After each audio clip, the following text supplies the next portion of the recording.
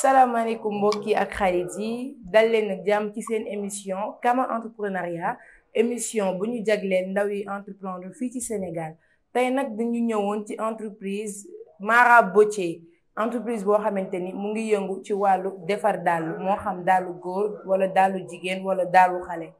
tey foofu lañ leen andi kon ñu wéyal waxtaan bi. question de jaar yàlla jom ak fit mooy matal góor yàlla mission bi door waar la question de jaar yàlla jom ak fit mooy tax doon di jàll mission bi door waar la question de jaar yàlla jom ak fit mooy matal góor yàlla mission bi door waar la question de jaar yàlla. waaw asalaamaaleykum effectivement bon maa ngi tudd El Hadj Malick Seck bon man tamit maay gérer je suis un des gérants de l'entreprise Mara Bottier. Donc ci biir Mara Bottier am na ay gestionnaires am tamit ay ouvriers et aussi ay apprentis aussi waaye apprentis yu bare macha allah donc ouvriers yi moom ils sont pratiquement au nombre de six lañu juróom-benn lañu am nañu ñoo xam ni ñoom seen domaine mooy dàllu góor lañuy liggéey comme lu mel ni ay dàll fermé bottine ay souliers ay bottines aussi am na tamit ñoo xam ni. seen domaine moo dem ci daalu daam daalu jigéen ñi ay carax ay nu-pieds ba ci sax ay décolleté tamit ay kii quoi tu vois ay décolleté aussi quoi talon yoo xam ni moom macha allah ci waa ci dañuy liggéey man sama apport ci liggéey bi mooy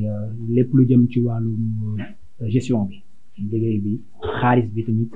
investissement yi daanaka moom ci lay yëngu ci lay gérer. léegi est-ce que mën nga ñëw ci maanaam matière bi ñuy utiliser pour liggéey fan la matière bi di jóge. léegi matière yi nga xam ni moo liggéey daal yëpp daanaka lépp der la der cuir la ak daim te ñoo ngi koy jëndee fii Sénégal Touba lañ koy jëndee yu ci bëri yéen ñi Pikine bu Dakar yéen ñi Médina aussi ba ci Koliak Julian yeeg Siraat yi yëpp daanaka moom wax dëgg yàlla lépp ci biir réew mi lañ koy jëndee. donc mën nañ ni matière bi yëpp c'est local lépp ci biir Sénégal la jógee d'accord léegi Mara Bottier benn boutique kese la am wala am na yeneen boutique daanaka pour l'instant bi nii Mara Bottier am na ay boutique donte bëriwul suñu yéene nag mooy mu gagné seen daanaka Dakar gi ak Sénégal bi yëpp incha allah ba ci sax Afrique ak adduna bi lépp mais pour l'instant am nañ fi ay quelques boutiques comme fii nii boutique la am nañ tamit ay boutiques dans Dakar. daanaka ci Dakar bi waaw wax dëgg yàlla. pour tënk wax ji Mara Bottier yàggul nag wax dëgg yàlla te aussi tamit ay xale lañu ay xale yu ndaw man mii mën naa ni bokk naa ci ñi ci gën a ndaw nga nekk xale samay papa samay frère rek ñoo fi nekk ku ci nekk dañoo booloo suñuy doole ak suñuy xam-xam moyens yi. daanaka suñuy propre moyen la ñuy def ci xaalis dañuy def ci dañuy investir ci entreprise bi amul kenn ku ñu financé ñun suñu financement bopp la ñuy indi suñu xaalis bopp suñu doole bopp la ñuy indi boole ko mu doon benn bokk gis-gis bokk jëmukaay te tamit am tamit yenn tamit entre comment dirais-je actionnaires yi ak tamit partenariat yi gën a yaatu gars yi gën a ñëw gën ñu dooleel incha allah pour que liggéey bi nga xam ni mooy uude bi gën a jël place am fii ci Sénégal ak tamit dans le monde entier aussi donc sur ce maa ngi leen di gërëm di leen remercier bu baax a baax ci turu entreprise bi nga xam ne mooy Mara Bottier. ñu ngi dalal Abdourahmane Seck ñu bàyyi ko mu présenté wu. waaw man maa ngi tudd Abdourahmane Seck nekk ci Mara Bottier. nekk fii liggéeykat. Abdourahmane est-ce que mën nga ñu ñëwal ci sa parcours. waaw sama parcours nag xëy na yàgg naa ci yàgguma ci ndax depuis 93 laa commencé def métier bi am naa ci tuuti expérience daalu góor daalu jigéen daalu xale daalu mag jot naa fi yàgg tuuti quoi expérience am naa ci expérience tuuti. d'accord. léegi métier cordonnier lenn la loo xamante ni passion la ci yow wala donc ko hérité wala lan la. waaw nekk na ñaar nekk na passion ba pare dama ko hérité ci sama maam ndax sama maam la doon wooyee maître Bottier da doon liggéeyal Ndar la nekkoon Saint-Louis doon liggéeyal colonial yi doon liggéey France français yi ba ñu yóbbu ko France léegi surnom boobu moo ñëwaat bëgg naa ko ba pare mu doon loo xam ne dañ ko doon. man maa ngi tudd Alé Seck juddoo à Saint-Louis yoroo Sicap Liberté 5 doon cordonnier. yàlla def bi ma may 14 ans laa dugg si cordonnerie wàllu yàlla mu ci waa ci laa juddoo ak sama maam cordonnier bi doon def moom ñu ko jëlee mu doon suñu askan quoi suñu deret moom mu ngi liggéey ay daanaka man bu nekk bu ñu tëj ay ñeeñu noonu quoi bu ñu deful daanaka cordonnerie bi dañuy def visiter du cëpp bu ñu jàngalee ko métier boobu ñuy def mën a def cordonnerie jaay ko Sicap sama benn cousin moo def métier. D'accord donc bu ma la déggee bu baax nekkul métier boo xam ne danga ko def par passion mais danga ko def parce que héritage la boo xamante ni say maam ci ñoom nga ko jëlee. ñoom laa ko jëlee. D'accord est-ce que mën nga ñu ñëw ci difficulté yi nga xamante ni moom moo am si métier bi. si métier bi waaw difficulté yi kay peut-être bari na daal yaatu na ñu ko mën a yaatu na waaye li ci gën a am solo rek mooy nga jéem a def surtout fexe ba mën ko daal boo ko mënee ne li ci des yëpp wàllu gestion bi ni ngay gérer sa liggéey moom moo la ci mën a génne quoi moo la ci mën a génne à part ça daal loolu moo ci gën a am solo mën sa métier fexe ba ubbi sa atelier fexe ba di liggéey bu baax fexe di respecté rendez-vous. secteur bi nag li ñuy difficulté bi ñu gën a am nag surtout nag mooy côté de financement bi côté financement de un ba pare côté écoulement bi tamit da ciy am waaye surtout li ci gën a métti nag mooy côté financement. D'accord waaw loolu mooy suñu problème bu njëkk. léegi Mara Beauté idée création bi fan la jógee fan la idée Mara Beauté jógee. waaw Mara Beauté nag xëy na commencement bi question de famille la. waaw création bi mi ngi jógee suñu benn frère moom moo ñu contacté quoi boo xamante ni ñu bokk benn papa moom daanaka intellectuel la ci wàllu liggéey yàgg nañu am ambition boobu pour ànd quoi daanaka moom ak sama ay frère ñu ma bokkal ndey baay ak sama frère ñu bokkal benn papa ñoom maa leen formé yàgg nañu bëgg ànd pour nekk benn waaye peut-être yàlla tudd ko woon daal waaye bi mu jotee moom bi mu di contacté dafa fekkoon ñu bokkoon même xalaat bi pour ànd moo tax affaire bi yomboon daal léegi bi nga taxawalee ñu contacté tout kenn ku nekk am nga foo nekkoon kii ngi woon Dakar sama beneen frère mi ngi woon Saint-Louis man maa ngi woon Touba après ci la ñu contacté ñun ñëpp bi ñuy woowee ñu fekk waxatu bi dañuy gerte la fekk ñun ñëpp bëggoon nañu loolu waaye bi ñu jotee dafa yomb daf ñu woo après ñun ñëpp kenn ku ne li nga jàpp ñu bàyyi ko parce que dañ ko taxawaloon pour Paris moo tax ñu taxaw entreprise pour taxaw ci métier bi pour ànd nekk affaire bi parce que dañu booloo moo doole lu kenn mën ñaar ko dàq ñaar mën ñett ko dàq moo tax ñu obligé ba bàyyi suñu soxla yëpp individuellement ñu nekk affaire bi ñu taxaw Mara Beauté. D'accord merci beaucoup si leeral yi tamit Mara entreprise bu bees la d'accord mais est-ce que ci marché bu ngeen nekk am ngeen ay difficultés yu ngeen rencontré vu que boutique bu bees ngeen et que am na concurrence boo xamante ni c'est une forte concurrence donc est-ce que yan difficulté ngeen rencontré réellement actuellement ci marché bi. waaw boobu bëf parce que jafe-jafe mënut a ñàkk ci marché bi quoi ndax ni liggéey bi demee parce que yeneen daal yi ay yeneen daal yi jóge yeneen dëkk di fi ñëw yeneen daal yi yeneen dëkk souvent daal chinois yi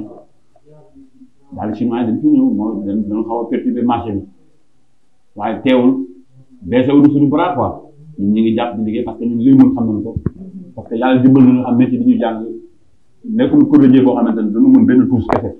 touche yi ñu mën bëri na quoi dañuy liggéey daal dañuy liggéey ci wàllu daal jigéen dañuy liggéey ci wàllu daal góor dañuy liggéey ci côté ay polyvalent nañu quoi parce que formation bi ma def man dama def formation daal jigéen 5 ans def formation daal góor 6 ans loolu moo nu may opportunité ñu mën a liggéey ci côté yëpp waaye bu ñu sañoon cordonnerie bi day gën a avancé quoi parce que li nga xamante ne instant moo fi nekkoon doon taxawal cordonnerie daanaka parce que yu bëri dafa tëj bataar moo fi newoon après bataar bi mujj tëj bi ñu tëjee dafa tudd muy kii bi ñu tëjee nii tamit dafa mujj tëj parce que dañuy am ay problème bu der yi nga xamante ne dafa war a ñëw Sénégal carrément dañuy am problème yooyu parce que gars yi voyage yi Modou yi voyage ñoom ñooy indi seen conteneur yi di der loolu dañuy am facilité bi am yenn kii yi di ko am waaye bu dul loolu pour ñu am ay matériel carrément rek day jafe waaye léegi kenn ku ne yaa jéem a xool nan ngay liggéey li sa capacité li mu la may pour nga mën a régler li nga bëgg a régler waaye taxul mu yomb quoi. waaw xëy na difficulté moom commencement day am difficulté waaye difficulté majeure bi surtout mooy côté écoulement bi xëy na période bi ñu tombé la xëy na période bi ñu tombé ak pandémie bi da siy joué tuuti loolu da siy joué waaye peu à peu xam naa ni dina jëm si kanam financement daal surtout financement bi loolu am na si solo am na ci doole financement ndax ay jeunes rek fi nekk ay jeunes kese ñoo fi nekk ndax bëgg nañ ko multiplier daal mu bañ a yem si ñun nit rek am ay emploi am lépp lu nañ bëgg difficulté daal loolu la question financement bi ak écoulement bi quoi xam naa pandémie lay tax. D'accord mais tamit gis nañ que ni Sénégal pays la boo xamante ni day importer trop ci pays chinois yi dañuy ñëw fii di andi seen matériel tout ça est-ce que loolu tam du leen andil gàllankoor. waaw daf ñu indi gàllankoor nag bu baax léegi nag Maraboutier li mu bëgg mooy ñu arrêté loolu la Maraboutier bëgg Maraboutier dafa bëgg kenn dootul importer. mooy suñu rêve. ñu consommer local ndax xam naa ni ñoo leen mën bu dee neex naa dégg ñoo leen mën bu dee neex du dégg ñoo leen mën ndax loolu lañ bëgg a arrêté importer bi lañ bëgg a arrêté carrément mu jeex lépp yem fii ñu koy liggéey am nañ potentialité bi am nañ mën-mën bi loolu lañ bëgg daal ñu arrêté importer bi. D'accord. seen objectif vu que entreprise bu bees ngeen comme ni nga ko waxee sànq et que yéen a ngi yëngu ci milieu bi vraiment am ngeen ci expérience mais lan mooy seen objectif réellement. Objectif bi nekk ci kaw rek ñu bëgg mu nekk entreprise bu mag bu yaatu boo xamante ne instant bi ñëpp dañ ci xaj parce que bëgg nañu dégg ñu daal parce que suñu capacité mel nañu ko suñu xam-xam mel nañu ko suñu volonté mel nañu ko suñu kattan mel nañu ko kon moment bi objectif bi mooy jéem a nekk au top parce que tamit waaye tamit yéen ci ngeen bokk daal yéen ci jàpp parce que yéen ñuy jàllale kon ñu ne yéen ñoo bokk liggéey bi waaw kon liggéey bi bu fekkee dafa mën liggéey tamit amul benn kenn ku ko mën a jàllale peut-être ñi nga xam ne day xaw a jafe kon dañuy def pour tout jéem a xool li am solo rek mooy ñun daan fexe ba nga xamante ne saa yi lii ñuy liggéey ñu fexe ba jox ko dem waaw parce que liggéey mooy jaay boppam waaw te léegi li def mooy ñu jéem a xool ñuy jàllale produit bi parce que am na ay clients yu bëri ñu seqal liggéey bi nga xam ne instant bii liggéey bi ñu ngi écoulé ndànk dem benn dem tout yëpp ñu ngi koy laal daanaka muy naan wet bis bokk ci waaw teew ngeen bëri qualité daal bi waaye li des mooy ñu jéem a yaatal affaire bi parce que bëgg nañ gañ ci marché yi parce que lépp lu ñuy wut ci Europe ñu Maraboutier mën na ko liggéey ci façon bu nekk polyvalent nam daal ñu bëgg mu génn Sénégal ñu être premier au Sénégal pourquoi pas en Afrique wala pourquoi pas en Europe. C'est possible. ndax dañu bëgg concurrencer ñu nekk européens yi ndax si but boobu lañ nekk si but boobu lañ bëgg ndax daal yu jógee Occident yi ñëw fii du daal yu gën. ndax loolu mooy suñu but liggéey pour nekk pays en Afrique pays dans le monde entier loolu suñu but. sëñ bi ban message nga mën a jàllale Sénégalais yi. jeune Sénégalais. waaw li ma mën a jàllale mooy dañ ne xam-xam mooy yor réew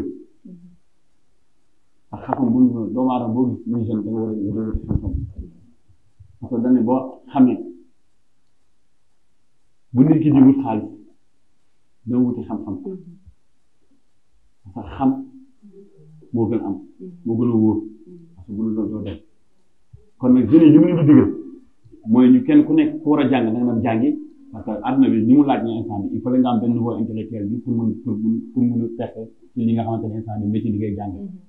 àdduna bi moo laaj loolu jeunes yi li ma leen di gëmloo mooy ñu jëf tout am métier parce que boo amul métier day métti ci yow yàlla moo yor ñëpp loolu rek laa am lu muy digal jeunesse bi ñu jéem a def tout jàng métier xam nga métier bu mu munti doon bi nga xamante ne moom nga sant boo ko defee mën nga ciy réussir nga jéem ko def ñu jéem a góorgóorlu te kenn ku nekk nga nekkal muy sa patron nga jéem ko tarbiyu parce que tamit mën nga la jàng métier te boo amul tarbiyu ci moom tamit peut être dana la qualité bi loolu waaw loolu laa digal jeunesse bi ñu jéem a góorgóorlu gën a jàpp te kenn ku nekk nga nekk nga jàpp teew ba xam ne yàgg bawul na li lañ leen andiloon tey ci seen émission Kama Entrepreneuriat di leen jox dig daje ci beneen épisode ak yeneen jeune entrepreneur ci chaîne Korat Kama TV bu leen vidéo bi neexee bu leen ko fàtte liker mais surtout abonné leen ci page bi activer cloche bi merci